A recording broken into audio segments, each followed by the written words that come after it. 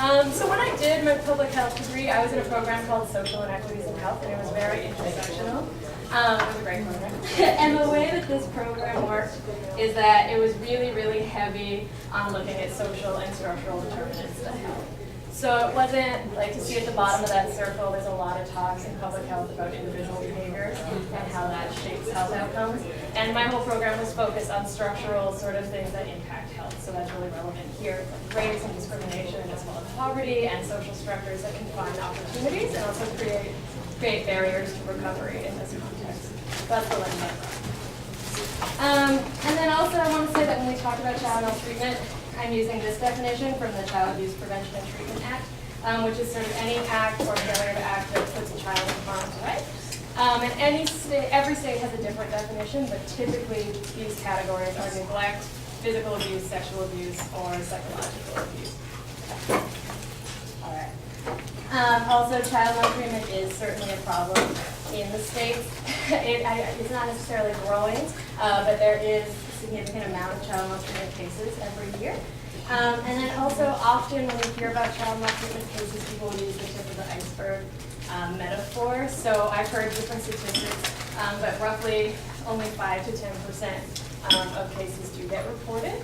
I know that my own case obviously wasn't reported, but so are many people that I knew growing up. And it's like really an important sort of feature that you don't really understand what is going on, but the statistics we have are based on what's reported. And then also, in line with the background that I brought to it, child maltreatment has a lot of social factors that sort of put children at heightened risk for child abuse. So there are individual risk factors and social risk factors, but just like any other health outcome or situation put children at risk, there are a lot of social factors ranging from socioeconomic status of families, community violence, discrimination, different structures for social support for families and things like that. And certainly many of these barriers exist at a higher degree for African American communities in the States. Okay. And then also, when children do experience child abuse, there are a lot of long-term effects to their health, which is relevant for discussing resilience and how children will grow. These are individual consequences. So there's a lot of behavioral issues, social issues, psychological issues that can come from having an abusive past. And then also there are consequences as they grow, poor relationships, poor socioeconomic outcomes as they grow, which perpetuates these issues, as well as societal implications as you have to care for these people and people cannot function very well in the economic system. Right. So, that's my background. And in doing research into child maltreatment, a lot of researchers were looking at kids from adverse situations and sort of realizing that kids recovered to different degrees. And some kids, contrary to their adverse experiences, did not have the same negative outcomes that people would expect from what they experienced as children. So researchers tried to understand what is going on. Why are these kids okay when, by all accounts, they should be really struggling? And that led to the whole concept of resilience, which is a lot of population-based studies, a lot of cohort studies, looking at groups of children and trying to figure out what happened along their lives. And typically the aims of resilience research are to understand how children cope with their adversities and understand what's going on, and then use that research to inform intervention, which is sort of the piece I want to focus on after we do the whole review. Great. So that brings me to the actual set of literature that I analyzed. So I went into this review really wanting to specifically assess literature that discusses maltreatment, or that discusses resiliency with respect to child maltreatment and preventing those long-term effects. I had two goals: one, to construct what resiliency is and how it's constructed; one, to dissect how it's constructed in the literature and understand what people are talking about; and the other was to understand how it's being operationalized and how people think this can inform intervention. I had very specific methods. It wasn't a systematic lit review, but that's how I found the literature that I focused on. And I just want to focus at the bottom. You'll see that what I found is mostly those cohort studies that look to understand groups of children. I also found literature reviews discussing resiliency, a few different sort of RCTs or control trials looking at specific resiliency fostering interventions. So that's the tool that I'm analyzing. So, in my findings, I've sort of grouped them into different themes. So first, I saw that people construct resilience in very different ways. Then there were a lot of discussions on the implications and how to use it for interventions and what they are. And that's how I'm going to go through this discussion. So when people are working to define resiliency, I found that there are two main discussions. So the first is what resiliency is, and the second is sort of how resiliency can be developed. So when you're defining resiliency in these population-based studies, people would look and either define it as high functioning, so kids that did something that you wouldn't expect. So high functioning are the kids that graduated high school when most didn't. Or it would be the absence of low functioning. So they would look at a group of kids and say many of them became addicted to something, and some kids didn't, and what happened to those ones. So that would be the thing that sort of dictates that these children are resilient. At the same time, they use discrete variables like that, and some would just use one. So it would be the kids who aren't addicted to something are considered resilient. Or it would be having a bunch of discrete variables across multiple domains of the kids' lives. So they would say at least two or something. And it would be children who got secondary education and weren't depressed, or whatever the study decided to do. And those were the different outcomes that people used to define resiliency. And then the other sort of theme in how resiliency was defined as whether it was an outcome. So some kids had a very favorable set of protective factors or risk factors that led them to be resilient, and those kids were lucky, and we should figure that out. Or it's a process. So different things impacted these kids' lives and let them heal and let them recover and let them become resilient. And it was very clear which studies saw resilience in which way. And it was definitely also very clear in what kind of interventions were developed.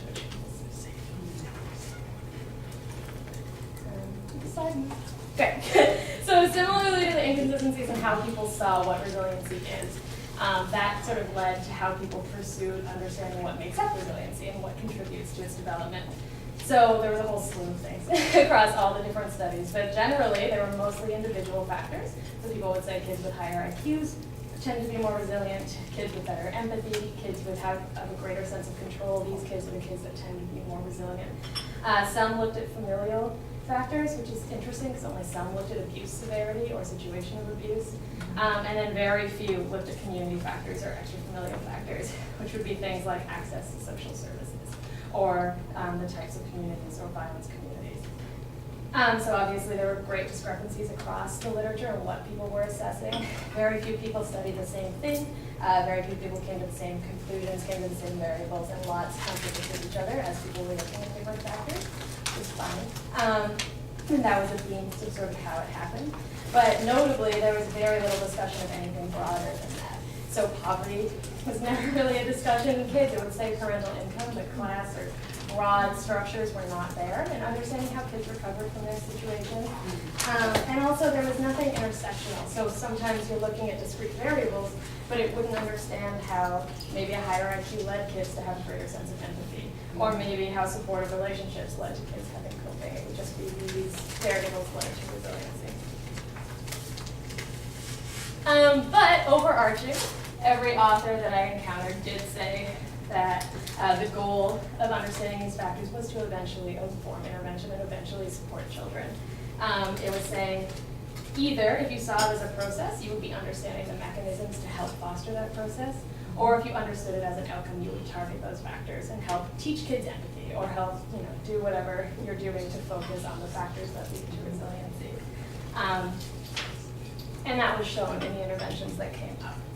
So I found 8 interventions that were very specific. They had trials. I have their data and the outcomes that we can go through later, but I don't want to touch on them each individually. But what is important is that they very much reflect sort of how the discussions in the literature about resiliency were formed.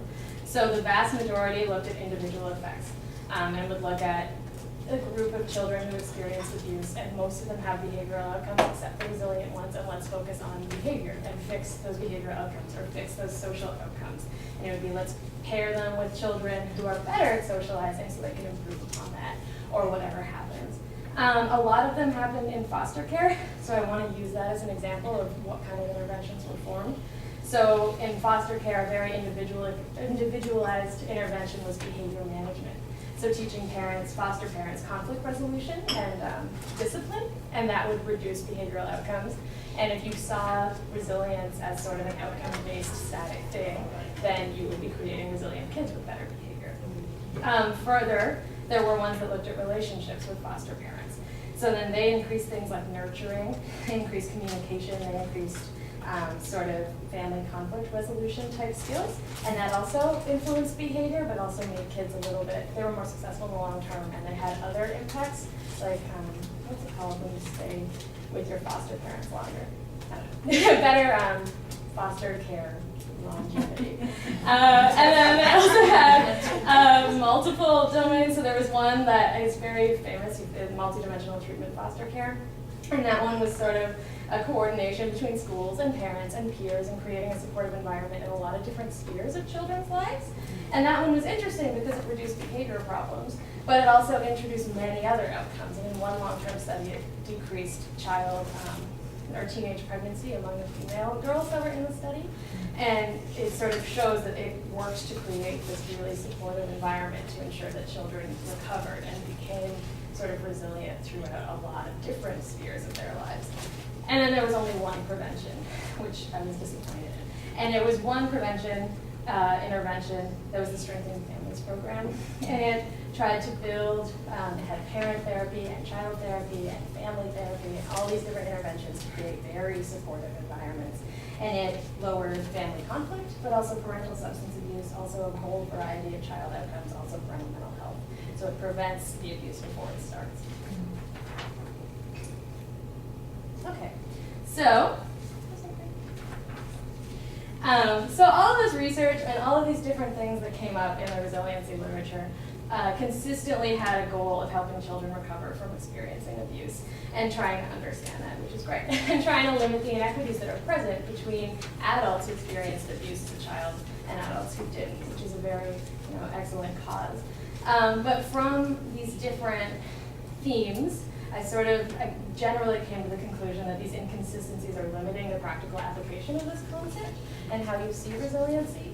And then I still have conceptual concerns with the discourse that it still might be due to my personal upbringing, but I do want to highlight them because I think there's a potential to be offensive and also make harmful generalizations within this literature.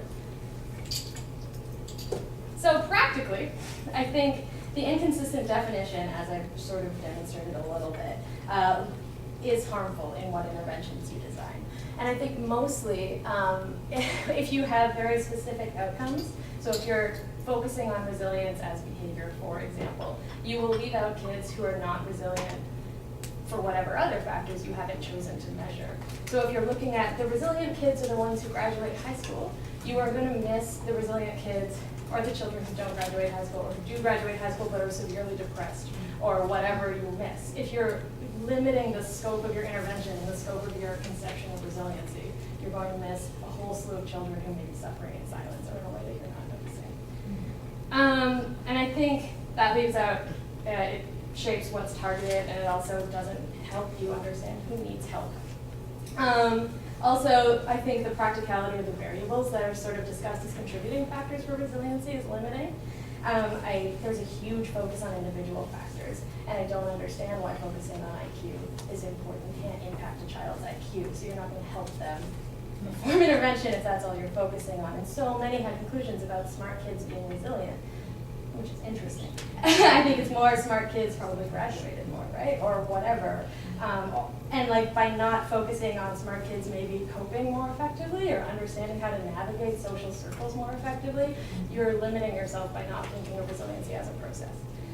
I also think by decontextualizing them from their greater societal barriers that are present that shape those outcomes, it is limiting the capacity to contextualize the interventions you'll create and to understand what's happening for these children. And I do want to highlight that was pretty negative. But there is that shift towards a relational focus. There was a prevention intervention. There were multidimensional interventions that came up. And in the lit reviews that discuss the conception of resiliency, a lot of people are talking about the importance of shifting towards this relational idea and shifting towards understanding the process of recovery for all instead of understanding what resilience could look like for some. And then I have these conceptual challenges. So I think the notion in general of some kids recovering when you would expect all of them not to if they're from similar situations, it has this bizarre assumption of homogeneity. A lot of people would say they had there was heterogeneity in outcomes despite having similar experiences. And when you're making a population-based study of anybody who experienced any type of abuse, I feel like that's unfair because they all had extremely different situations, extremely different abuse stories, and extremely different families and communities that they grew up in. So you're not really giving yourself any space to understand why different children were covered in that sort of setting. And I think while no researcher probably intended to assume that all abuse experiences are identical, they've accidentally maybe done that a little bit. I also think this generalized perception of abuse limits your space to understand the process generally. And then I think you've created an accident, not you, but I think there's been a creation of an accidental binary between resilient and not resilient if you're looking at it. And I know this sort of is in line with my own experience. If you're looking at children who are recovering or who look like they're recovering in certain ways, so they have, like I had straight A's in high school, for example, but I was also intensely suicidal. And if you're looking at a group of children who have straight A's in high school and being like, no, they're fine. You're gonna miss the fact that I was severely depressed. You're gonna miss that. And you're saying, so many people have always said that I'm extremely resilient. And I remember thinking like, no, like that's not true. And I think if you create that binary, that happens to so many, you know? And I just, if I don't know. And I think that that accidentally implies, I also think that no one intended to, but I think you've accidentally implied a benign experience of abuse when you talk about resilience in that way. When you say things like, you know, the reason I called my my presentation like it never happened is because one of the authors said something like, you know, some kids just seem like it never happened to them. They're just doing so great. And I assure you those kids do not feel like it never happened to them. And if you were looking at it as an outcome instead of a process, you just are kind of dismissing the strength that that child had, and you're also dismissing the recovery process that they've gone through to get to that point. And that's not anyone's intent, but it is just, when you're talking about resiliency, that's something you need to bear in mind. It's about strength, it's about recovery, it's not about doing okay despite, you know? That's sort of just how I feel conceptually. And then also, there was very little attention to prevention. There was very little attention to creating supportive environments overall, and I feel like that should be there, at least as a discussion. Like there is certainly a trade-off with treatment. Child abuse will continue to happen, unfortunately. But if you move upstream, you address the underreporting, you get more children involved in care when they need it, and you do more interventions like the Strengthening Families Project, or at least multidimensional treatment foster care, and create supportive communities, supportive neighborhoods, supportive environments for children to buffer these effects and sort of make sure that they can recover if things happen to them. That would be more effective in the long run. Okay, great. So, in conclusion, I think resiliency overall is a really excellent sort of step. It's like creating supportive environments, supporting children who experience horrible situations. That's really great. And there is a lot of really great work being done. But I think that the current state of the body of literature overall, and a lot of themes in the discourse, are limiting the potential for this research to be effectively operationalized, and it's being sort of twisted in ineffective ways. Practically, I feel like inconsistencies in this conceptualization of what resiliency is and what factors allow and what factors make up resiliency is allowing for this design of ambiguous and insufficient interventions.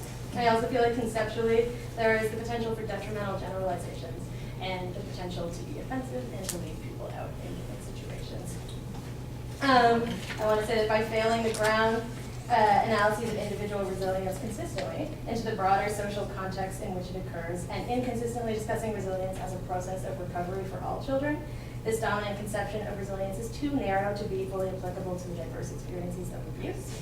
And until resilience is consistently conceived of as a contextual pathway to overcoming experiences of abuse, grounded in the intersectional interplay of individual, family, community, and societal factors, the ability of this research to inform the prevention of long-term negative outcomes will be limited. And so implications for research, I think there should be a move to understand the diversity of abuse experiences. There should be a move to understand the context in which these things happen and the context in which children are able to recover successfully.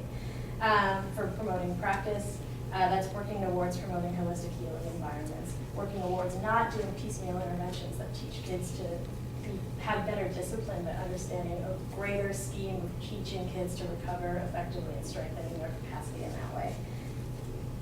I found this diagram, which is this Promising Futures website that I've never heard of, but it gives resources to support women and children survivors of violence. And I thought it was really great because it has individual factors there, which are probably important to understand, and I do think they're great, but it also has community, it has nurturing, it has family response, and it's a resource that it's being given to people to understand how to support survivors of violence, so that's important, and it was really great. And obviously, my own experiences have shaped the analysis. I have said that I've experienced child abuse. I have a lot of different stories within that. We can talk about it in discussion if you have questions, because it's definitely in there.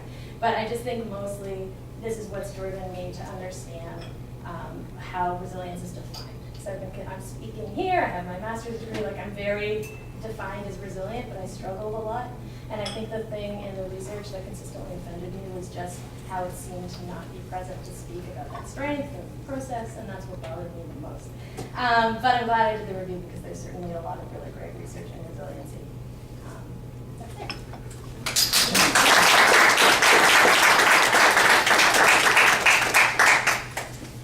Sarah, you finished a little bit early, so if anyone has a question that they're burning to ask and they want to get their question answered before Natalie speaks, go ahead and do so. Yes. I mean, could you tell us the website, that Promising Future Promoting Resilience? And I want to say I really enjoyed your talk. I do have a question, which has to do with, as you reviewed the literature and you thought about your own experience, what would have helped you most? I mean, if you had to prioritize the services that a child receives, what would you say would be a priority in terms of, just off the top of your head, what would have helped you most? I think the thing that I was most, there was a period where I was angry about the missed opportunities as I grew up when I was doing the research. And I think because I had such high grades, nobody thought I needed help. And I heard that a lot. It was like, you're doing fine, you know? And I dropped out of high school. I went to a bunch of different high schools. And there were a lot of opportunities for people to realize that something was happening. And I think that is what would have happened the most. If someone had been like, why are you at school every day until 8 p.m. for no reason, volunteering, you know? Or like, why do you feel like you have to do all these extra courses or drop out all the time? But it just wasn't there because I was fine. Right? I looked like I was fine. And there was no system for sort of building into that as my skill. I have a few friends who have abusive experiences too, because I think you sort of group together when that happens. And none of us have ever been involved with any kind of intervention. And it's interesting. It's interesting that was missed. Also, I'm Canadian, so I don't know how relevant. But it's still there. I'm sure it's still there. And the website was just promisingfutures.com. Well, this will help, so that someone will ask a question. So thank you so much. And we knew you were a Canadian process. No problem.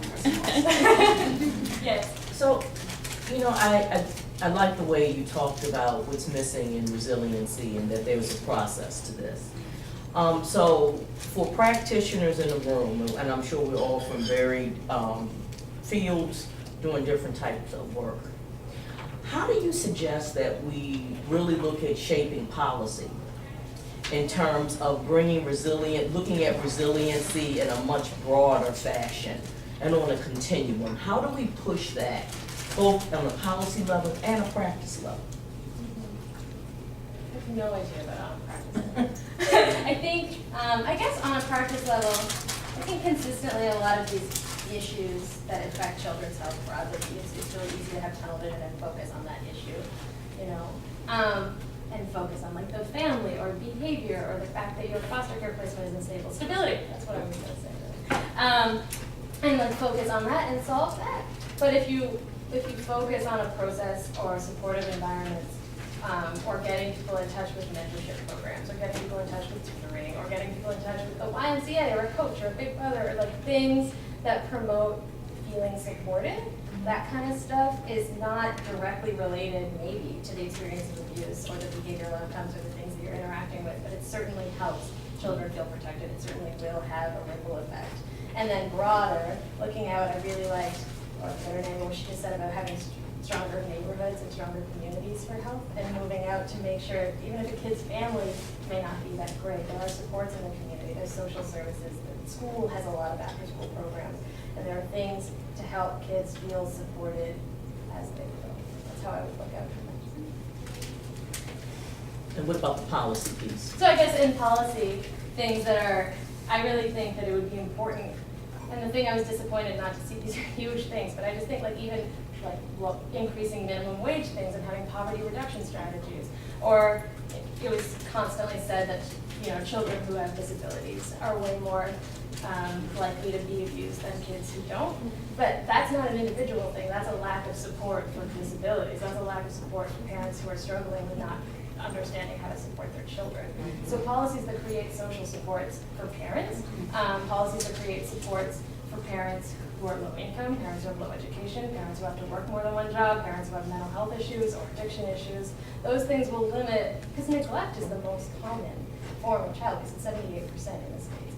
So those things come from not having the resources to care for your children properly.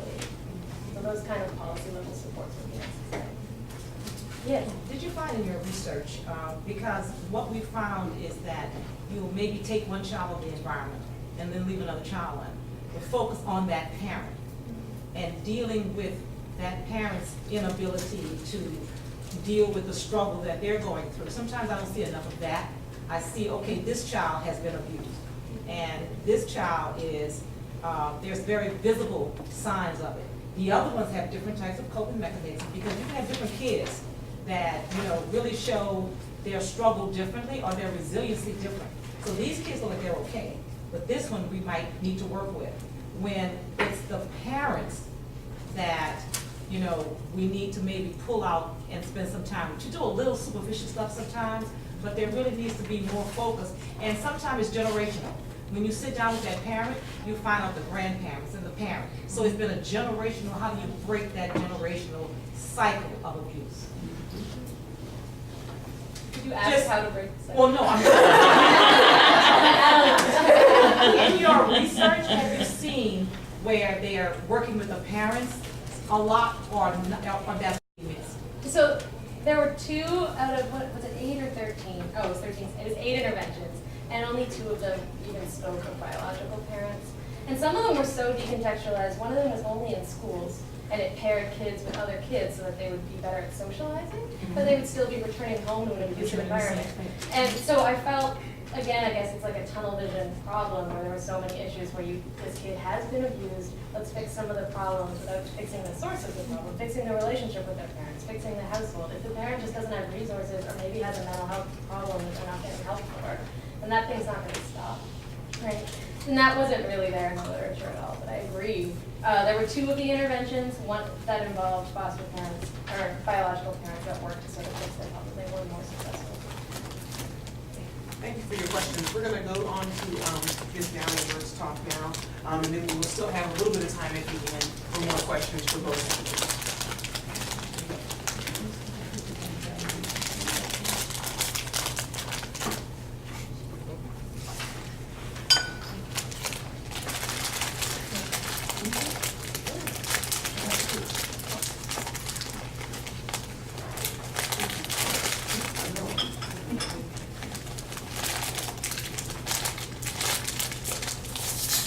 Good afternoon. Good afternoon. That was good. You're still with me. My name is Natalie Burke, and I'm President and CEO of CommonHealth Action. CommonHealth Action exists because there are inequities, disparities, and disproportionalities in the world. We're a public health organization that works to align people, strategies, and resources to create community-generated solutions to health and policy challenges. And interestingly enough, as a public health organization, this issue around resiliency keeps coming up. I think where my talk and Sarah's might be a little bit different is because we are actually in the practice of public health, and so a lot of our work is really out in the field and out in communities. So today, I want to challenge you to rethink the health of Black women. Over the next 20 to 25 minutes, I plan to create a new way for you to look at and talk about health in general, and particularly the health of Black women. The best way for me to do that is to let you in on one of the world's best and worst kept secrets. Your health, my health, the health of Black women, it's not an accident. It's a production of society, this society. So what is health? How do you define it? How do you describe it? Is health for one person the same as it is for someone else? Is health merely the absence of disease or infirmity? Well, the World Health Organization tells us that health is a state of complete physical, mental, and social well-being. And since they're the World Health Organization, I am inclined to believe them. Before I knew how to define health, health became really important to me. Yes, that's me. And my mom will be so happy that I included that photo. I am posing in front of my grandfather's car circa 1973. And I am telling my age, and that's okay. And these are my grandparents. That's moms and pops on their wedding day in December of 1943. I was blessed to grow up in a multi-generational household in New York. I'm a child of Jamaican immigrants and proud to say that I claim being Jamaican. That means I was born in America, and I was raised in a household that looked like most households in the 1970s. But if you listen closely to our accents, the conversations, the Britishisms, I had tea with my grandmother every afternoon after I came home from school. If you experienced our discipline, some of y'all might know what I'm talking about, smelled our dinner, and listened to our music, you would have been lucky enough to get a taste of Jamaica. My grandparents had a lot to do with my upbringing. My grandmother stopped working when I was born, so I'd never have to go to a babysitter while my parents were at work. I actually chose to spend most of my time with my grandparents rather than with my friends and people of my own age, just because they were moms and pops. They listened to big band music, they played Scrabble with me, and they treated me like American Express because they never left home without me. Fast forward to my sophomore year in college. I'm not sure what happened or how it happened, but it seemed like my grandparents got old overnight. It felt like it happened overnight. More trips to the doctor, more days when I would get phone calls in the dorm from my parents telling me about moms and pops' latest health challenges, with this suggestion that I should call and check in on them. During that time, I became very aware of health. I was compelled to understand how it worked and why it wasn't working for everyone. After 20+ years and working in more communities than I can count, I finally have a clue. As a matter of fact, I'm willing to step out on a limb and say that I have an explanation for how health works in America. Your health is not an accident, it's a production of society. The science tells us that it's about 10 to 20% genetic, 30 to 40% based on personal behavior, and 40 to 50% based on systems, the social determinants of health. So let's start with genetics, since that one's pretty straightforward. With regard to genetics, as of 2014, it's still luck of the draw. We don't have much control over our own genes, although I know that there are scores of people around the world that are working on manipulating genes to our advantage. We're not there yet, and I'm doubtful that most of us will be around by the time they're able to bring that to scale. With regard to personal behavior, things like, do you eat right, diet, exercise, and engage in risky behavior? Do you smoke, get your teeth cleaned, wear a seatbelt? Those are all things over which you have control, right? Mm-hmm.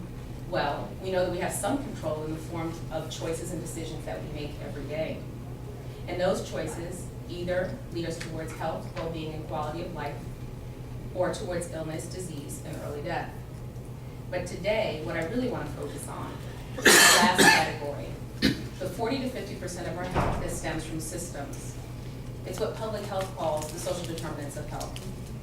These systems that are determined by policy are things like housing, transportation, education, employment, structural racism, privilege and oppression, the built environment, access to technology, access to health care, and poverty.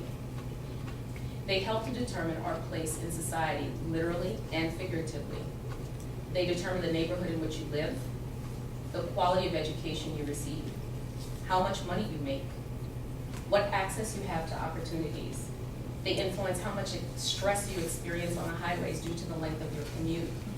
They dictate whether or not you have access to a grocery store that has affordable fresh fruits and vegetables.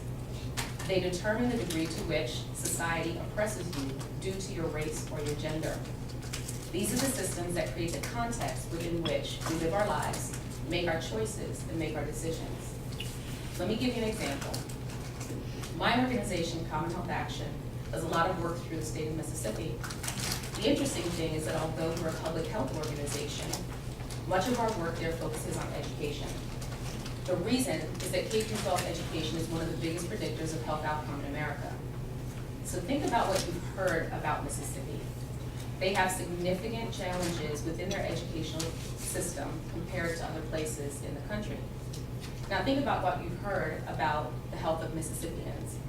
They have higher rates of chronic disease and poor health outcomes compared to other areas of the country. So here's what we know to be true. If we don't fix education in Mississippi, we will never fix health in Mississippi, because the data say that the more education you have, the greater opportunity you'll have to be healthy.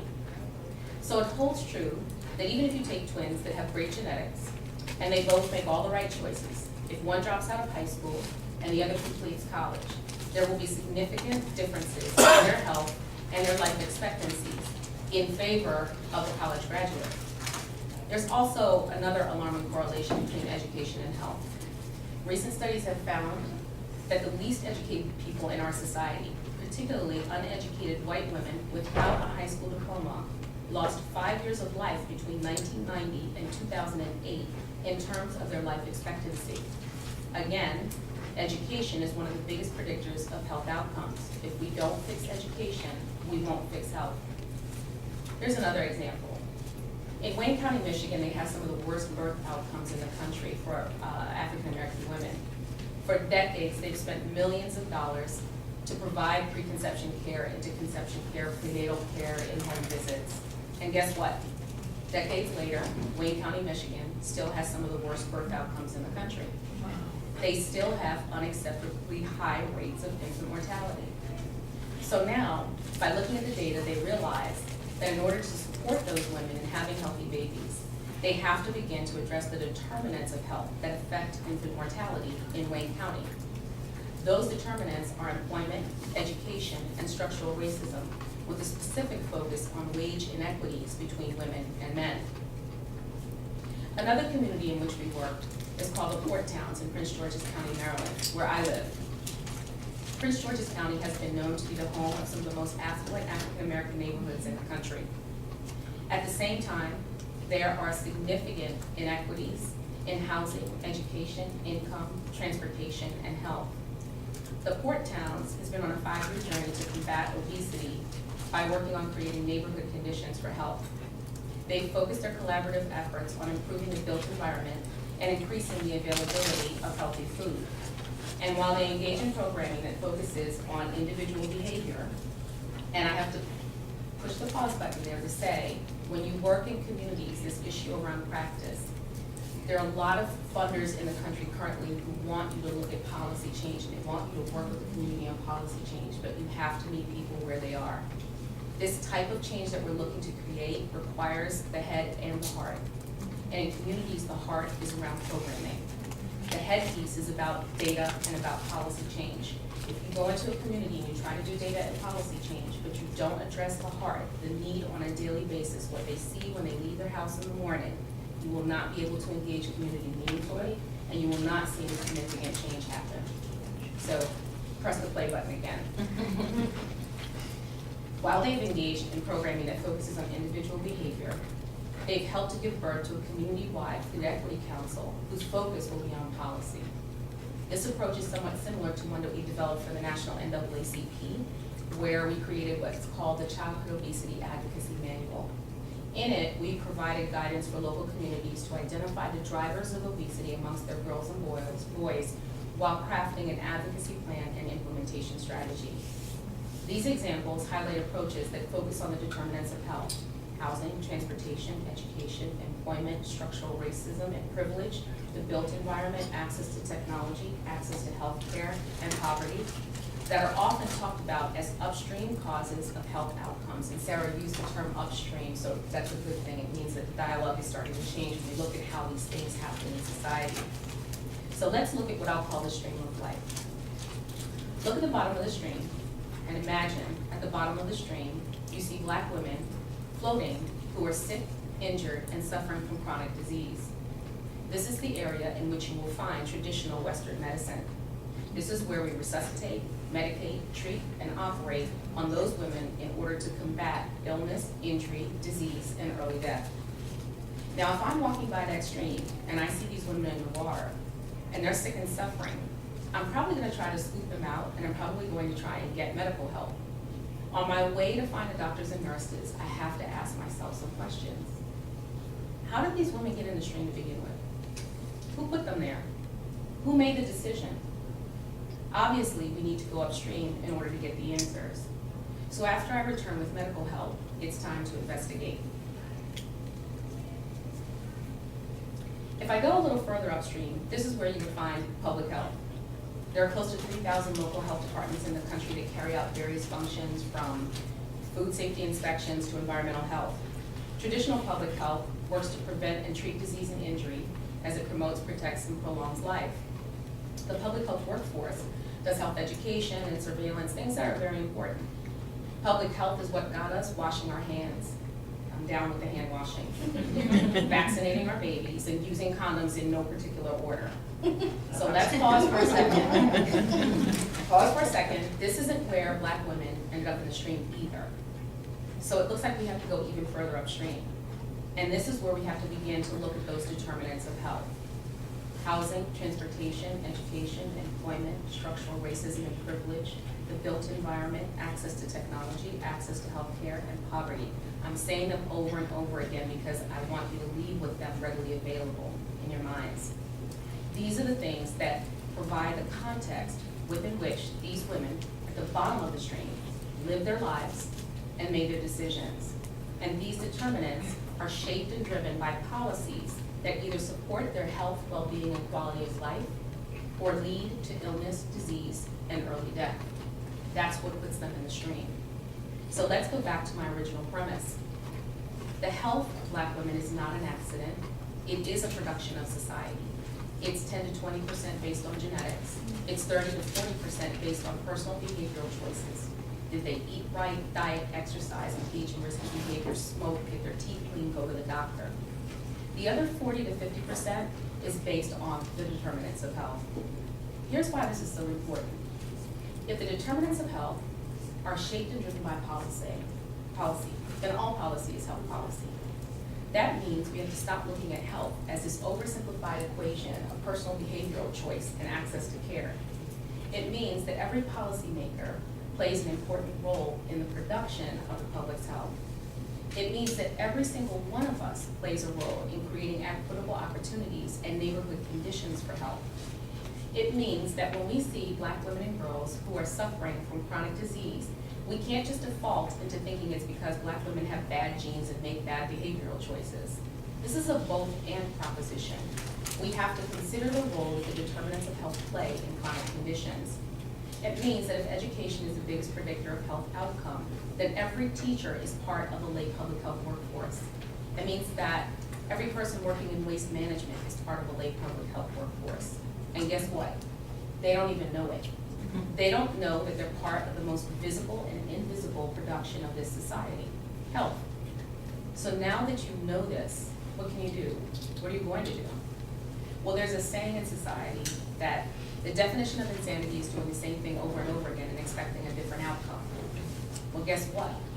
That's what we've been doing in the fields of medicine and health for generations.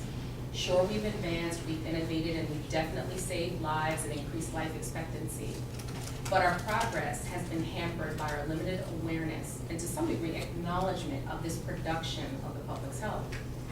To improve health outcomes for Black women in America, we need to take the lead in spreading the knowledge about the determinants of health to other sectors because let's face it, everyone sees us as the health folks. If we don't talk about it, no one will. If we don't understand it, no one will.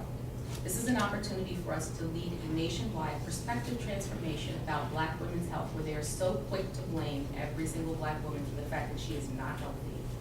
And to change the national narrative of Black women's health challenges from one that is solely focused on personal behavioral choices and access to care to include the understanding of the important roles that the determinants of health play in their health outcomes.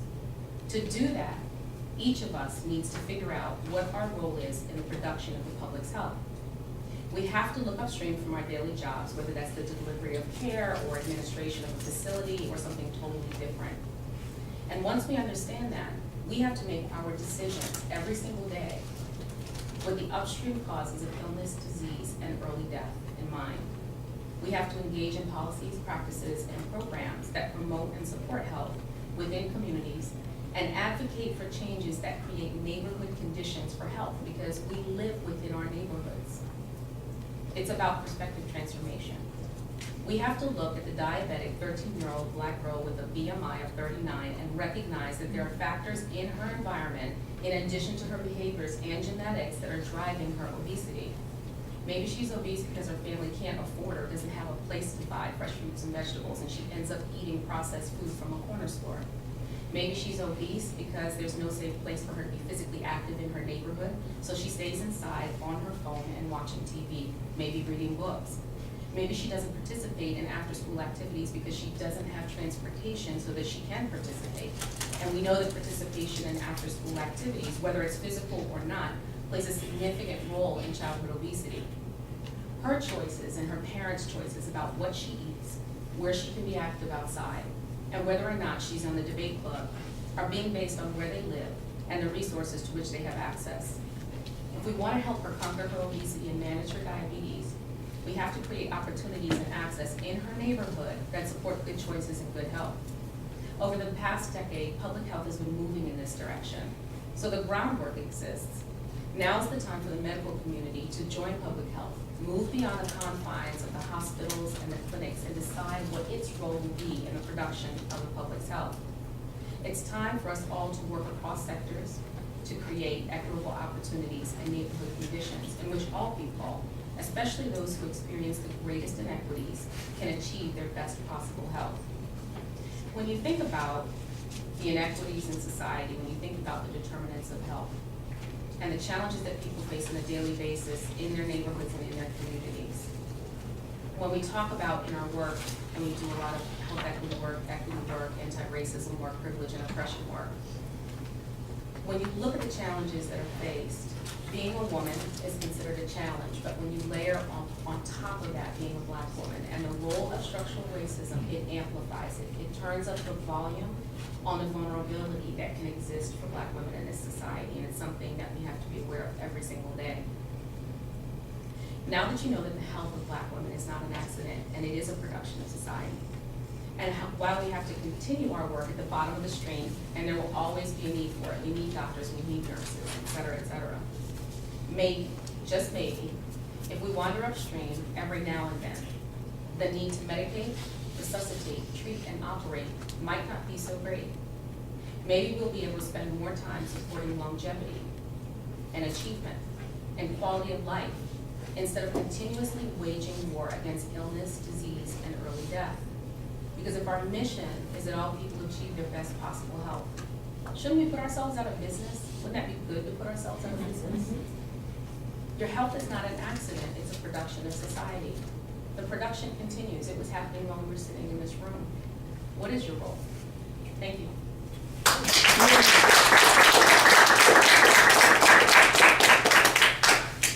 Other questions for either speaker?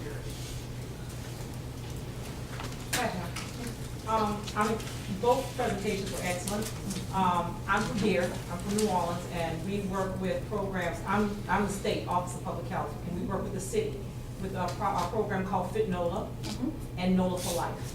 And those programs look at those social determinants of health. My background is nursing, and I was working in the charity hospital triage. And what we saw was your definition of the people in the water. Our neurology was packed with people with, and our conversation back then was just, these are behavioral things. You know, it was always about putting the ownership on them when I was in the ER and when I worked at the hospital, of this big urban hospital. And to have moved from working with the hospitals to public health, which I never wanted to do because I thought it was boring. But we needed to go upstream. Right. And the concept of those individuals and doctors and everybody who worked in the hospital was to treat them and street them. And none of us looked at why people in this day and age were getting amputations for diabetes, going blind from diabetes, having strokes, having heart attacks, dying, and drowning in that end. And now to have moved from that and to be in public health, looking at things like Fit NOLA, NOLA for Life, looking at violence, having a bigger conversation is a much different conversation. So this is exciting to hear this conversation here, both of them. And the great work you guys are doing, but it is so true, because that's where I started from, was the people who were drowning in that end, and where I'm headed is the other end. So thank you very much for your presentation. And thank you for being open, because I think one of the challenges that we face in the work that we do, people who come from the field of medicine are rarely trained in a way to look upstream. That's not what's rewarding. That's not the incentive for them in what they do every single day. And I think, you know, when I look at Wayne County and working with them, and especially in the first maybe year, they were so frustrated about the infant mortality there. You know, their black babies are dying and we don't know why. You know, these are women who were getting the best of care. These are women who, these were planned pregnancies. These were, how many of you have seen unnatural causes women outbreaks? If you haven't seen it, you need to see it. We're showing it. Oh. Check. Yeah, 4 o'clock. I won't even say anything else. Just remember this conversation, for those of you who haven't seen it, because when you see it, it will click for you even more. It's very easy to assign blame to an individual when their health and the quality of their life is not optimal. It's harder to try to look at the real reason why, okay? And part of the reason for that is, and I think it's the ability to quantify it. We want to be able to measure every single thing. And when you look at the determinants of health, there's an interplay, okay? So while education may be the biggest predictor of health outcome, it's really that education is leading to employment. And employment leads to your zip code. And your zip code creates the context within which you live your life, where you're either exposed to violence, you're exposed to environmental contaminants. The quality of your life can track back in a very direct way to the quality of the education that you receive. It's harder to measure that than it is to say, this person is 50 pounds overweight, therefore they have diabetes, therefore, and you can connect those dots more easily. You're talking about the interplay of the determinants of health, and in America, lay over that the interplay of the isms, okay? Racism, sexism, militarism, ableism, anti-rurality, keep going. I mean, there are so many, ageism, et cetera, et cetera, et cetera. So it's not that just the interplay of these determinants. Then take those isms, and that's what turns up the volume, okay? That's what leads us into this place of illness, disease, and early death. So part of the reason that we carry this message around the country, to some degree, I think we're evangelists. There are places we go that people have never heard this message before, but one of the things that I do recognize is we have to change the national narrative. We have to change the narrative about health so that there's an acknowledgement that it is a production. You don't do this to the exception of saying personal responsibility. That is a part of it, right? Access to care, that is a part of it as well. Genetics, that's a part of it as well. But then there's all of this other stuff that we have to acknowledge and pay homage to. We have to align the determinants of health and neighborhood conditions in such a way that people can make the right choice. And then after that, it's up to them. I mean, like, you know, honestly, people do have to make their own choices, but we have to at least give them the opportunity. So it's about equitable opportunity when all is said and done. And we also talk about relevancy of treatment, because many times the treatment modality is not relevant.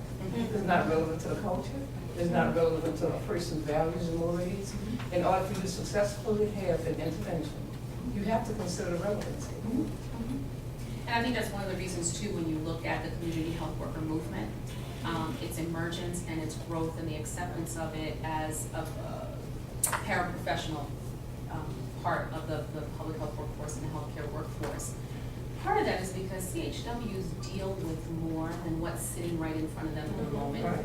They're willing to ask the questions and to go upstream to track back to the root cause for why were you out of this system of care. You were diagnosed and you haven't been seen for 18 months. Talk to me about what it was, why that happened, okay? So is it that you're having a problem with your child at home that needs to be dealt with and you need support in order to deal with that? That's tracking into another system, okay? So let's deal with that. Or maybe it's because you have transportation issues. Things like that, those are determinants. And so that's a more comprehensive way of looking at the production of health. And that's the key, it's a production, and we have to acknowledge it as such.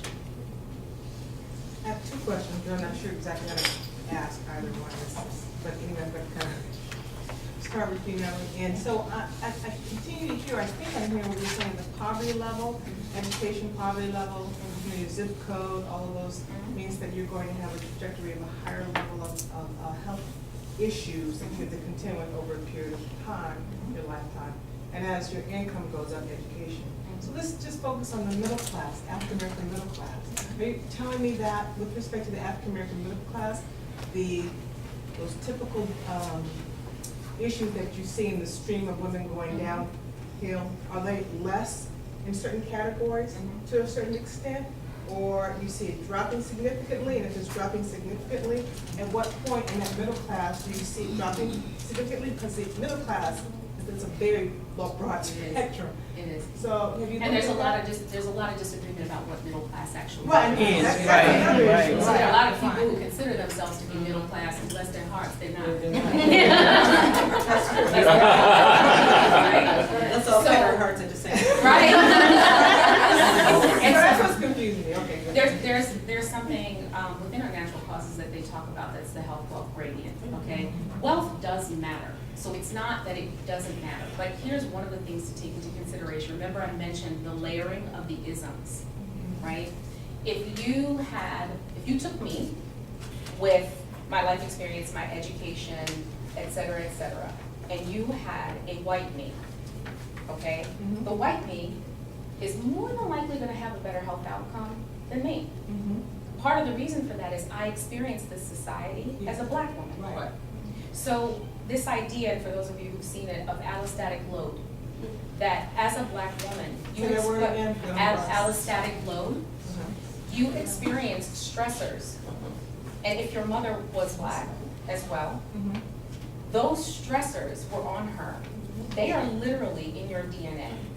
You are born into this world with that imprinted upon you. Yes. And then you experience that throughout your lifetime over and over and over again. So at a cellular level, you are stressed from conception until the day you close your eyes. Oh, no. And if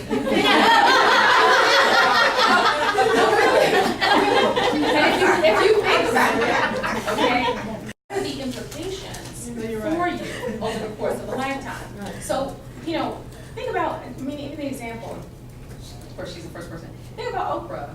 Oprah going into a store and them not wanting to sell her a bag. She's Oprah.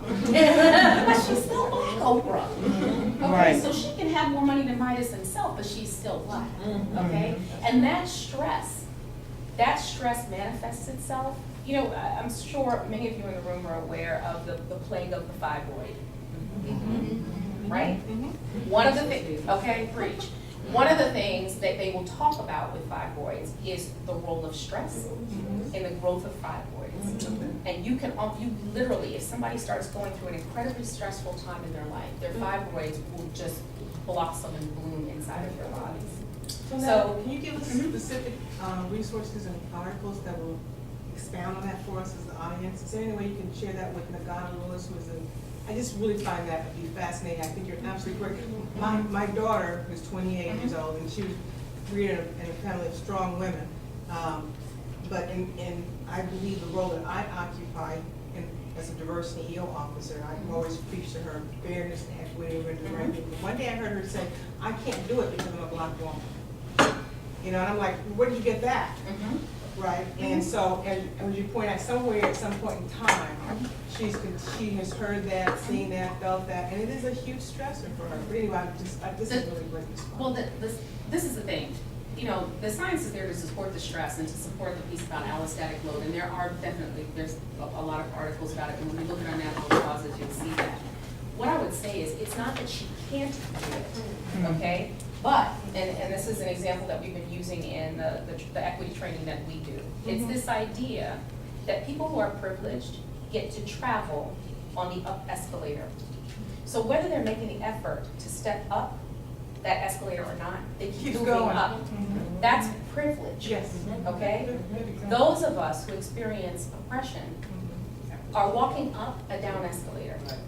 Can I get up? Mm-hmm. I probably can. Good, good. Even now example. with a bad knee, I probably can still do that. But I gotta get my hustle on to get up there. Right. I'm gonna have to jog up or trot up, and Right. I don't get to sit back and rest. Because if I rest, it's gonna take me back And then down when you again. get there, their position is the resiliency. Oh, you made it, you must be resilient. But they didn't look at all those other things that caused you. Right. Take it where There's- you are. and so I think it's this acknowledgement, it's not that you cannot, but it has to do with the degree of effort that it takes, the level of effort that it takes throughout an entire lifetime. What does that do to the body? What does that do to the mind? You know, because this is not just a physical thing. Health is about mental and social and physical well-being, right? So we're looking at the entire person, and we have to consider what does it mean for all parts of their lives and all parts of their health. Which is a good transition to the next question. Because you continue to use the word abuse. And looking at the literature, and Natalie just said, physical, mental, emotional, social, all those different layers of abuse. Any of your research shows that for one particular kind of abuse, there was more of a response with respect to the prevention or other actions taken. Because we see someone in a wheelchair, we get it, right? And we may even be able to connect with and resonate and empathize with that light a little bit because of it. But if someone has trauma associated with emotional abuse, which I have seen in the community, I mean, it's not physical, but emotional abuse, it's less likely to be recognized and dealt with in the prevention. You know, so that's my other question, which I know it's not shaped well, but when you use the word abuse, I think I don't really know what you're asking. I think there were things that would say, especially if you talk about underreporting and like paying attention to children, usually, even though the vast majority of cases are from neglect in the system, but also like it's much more visible when children come to school with bruises or conceptually. These are the stories like that. So those get noticed more, but then you're in a foster care system that maybe doesn't create a supportive environment anyway. It just is really different piecemeal solutions. So I'm not sure. that's good. Natalie, I need you to give us some hope. So some of that is going to come through our spiritual lives. I understand that, but we're also here in the natural realm.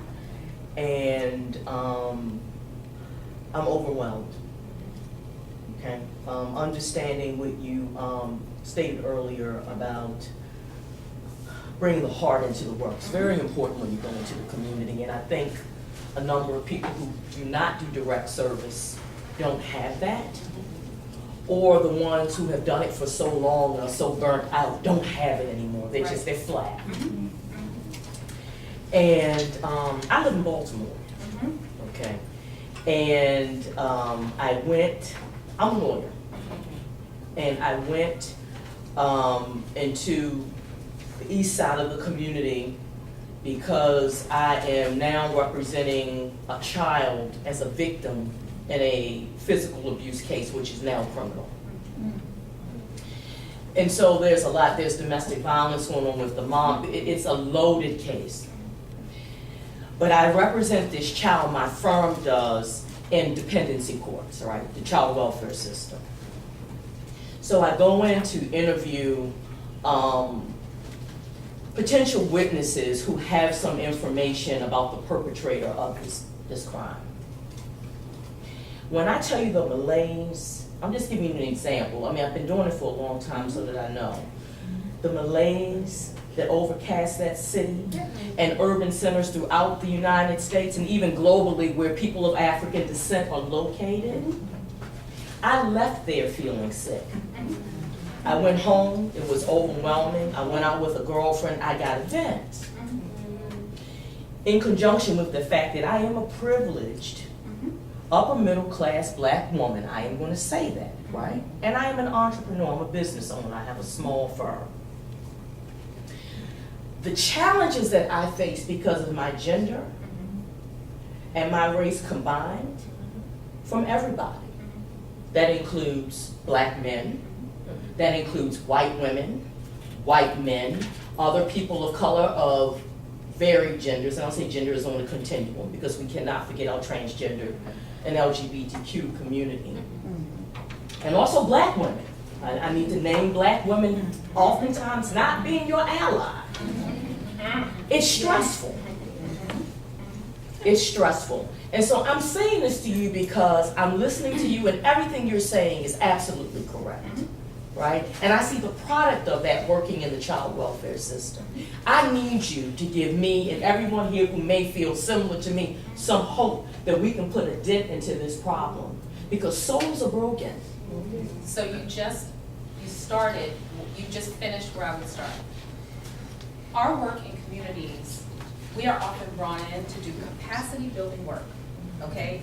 To work with community-based organizations, elected officials, the community at large, to build their capacity to problem solve, generate their own solutions, okay? And ideally do the advocacy work to change policy and create local conditions for health, okay? That's the connect the dots piece of the equation. Here's what we found, and this is, you know, I've been stepping out on my own limb on this more and more when I start to speak to our program officers who fund our work. And it's difficult for me because it ticks me off a whole lot.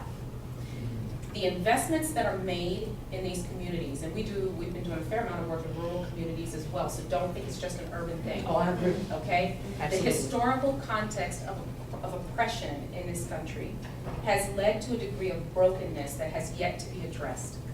And it has passed from generation to generation. It's structural, it's institutional, it's cultural. You cannot build on sand. You need to build on a foundation. If you want to build on a foundation, and you are a foundation that's putting money into a community, start by dealing with the brokenness. Assess the brokenness and understand it. Give the community a space and a place to deal with its brokenness. Whether you want to talk about that as truth and reconciliation or some other iteration, then so be it. But deal with the brokenness first so that you have a foundation on which you can build. If you don't do that, you will keep throwing money in a hole in the ground and you will never see real capacity developed in any one place. So that's a little axe that I have to grind. It's the brokenness that we have to deal with. So when you talk about the malaise over Baltimore, it's because nobody's ever dealt with the brokenness, okay? So I think it's a mixture of being terrified of doing it. I think it's a part of maybe not necessarily knowing how to do that, okay?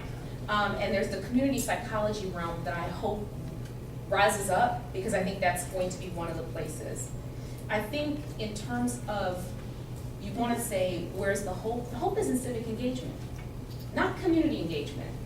I'm saying it again, civic engagement, not community engagement. We have muddied the waters. We keep calling things, you know, civic engagement, but they're actually community engagement. Civic is about participating in governance, all right?